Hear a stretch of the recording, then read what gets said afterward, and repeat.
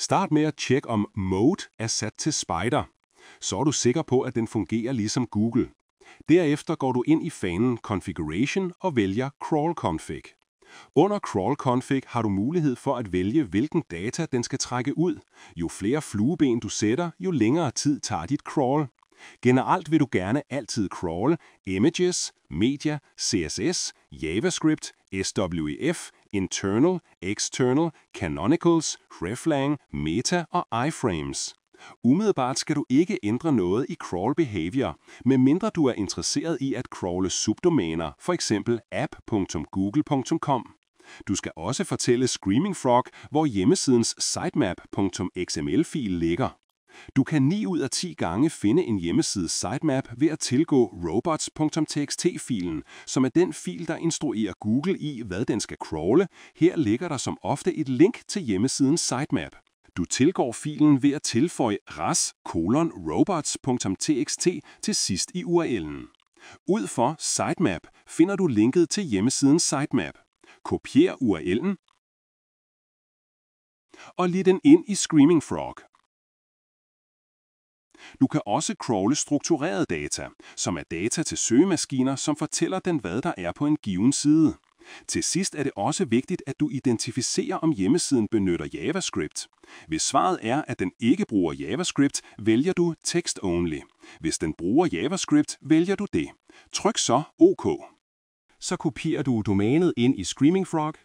Tryk nu Start for at starte dit crawl. Når dit crawl er færdigt, trykker du på Crawl Analysis og trykker Start. Imens du venter, kan du scrolle ned til URL. Her finder du punktet Non-ASCII Characters. Non-ASCII betyder, at der er bogstavet uden for det engelske alfabet i URL'erne. Det vil man gerne undgå, da browsere ikke kan læse det.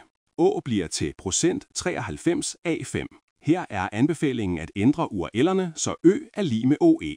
Du kan også tjekke URL'er med underscore. Det anbefales ikke at bruge underscore, fordi browsere ikke læser det som et mellemrum. Det anbefales heller ikke at benytte store bogstaver, da dette kan skabe duplicerede sider. Hvis du trykker på H1, får du et overblik over alle H1-overskrifter. Her er det vigtigt at kigge efter duplicate. Du skal undgå dubletter, hvis siderne ikke har samme intention. Det er også vigtigt at tjekke missing, da vi ønsker at have en H1 på samtlige sider. Du kan også tjekke multiple, som fortæller, om der er flere H1-overskrifter på én side. Man skal kun have én H1 per side. Tryk nu på Images. Under over 100 kilobytes får du et overblik over alle billeder, som burde komprimeres, dog på nær, hvis billedets opløsning er vigtigt for budskabet på siden. Under Missing Alt Text får du et overblik, hvilke billeder som mangler det. Under Missing Size Attributes får du et overblik over billeder, som mangler height og width i HTML-koden. Det er vigtigt, fordi mangel på dette kan skabe CLS, Cumulative Layout Shift. Under Canonicals får du et overblik over canonicals. En canonical er en reference til Google, som fortæller, at sidens værdi skal tillægges den selv eller en anden. Det er derfor vigtigt, at alle sider har dette, da Google kan finde på at give de forkerte sider værdi.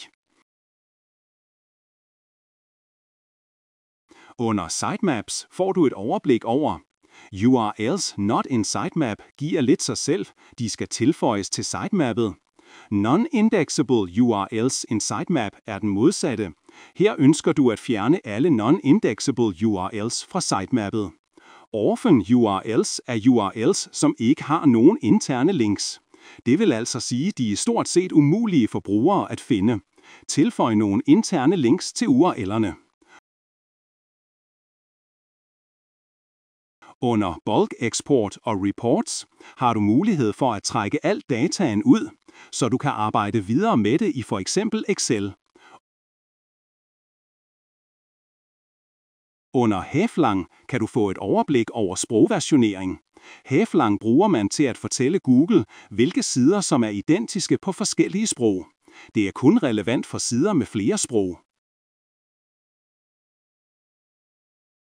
Under Page Titles får du et overblik over Sider, som mangler, er identiske eller for lange.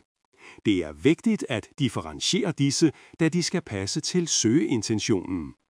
Det er vigtigt, at de ikke bliver for lange, så du får hele budskabet med. De samme regler gælder for metadescription.